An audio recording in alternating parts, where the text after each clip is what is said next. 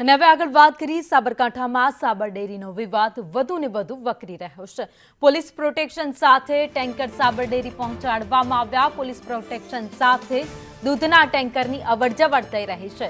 ખેડબ્રહ્મા અને હિંમતનગરમાં દૂધના ટેન્કરની અવરજવર શરૂ કરાઈ છે।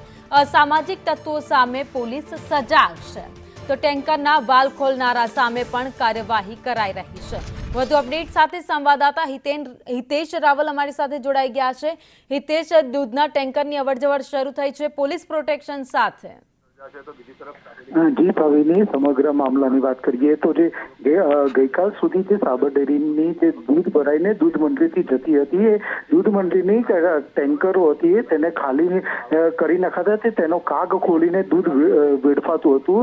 તે મામલે લઈને હવે સજાગ બની છે પોલીસ પ્રોટેક્શન સાથે।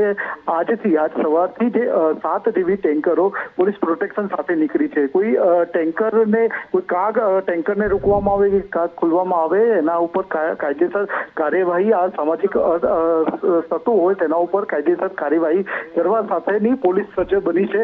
હાલમાં સમગ્ર મામલે ખેડબ્રહ્માથી 7 ટેન્કરો પસાર હિંમતનગર સાબર ડેરીમાં પહોંચાડવામાં આવી।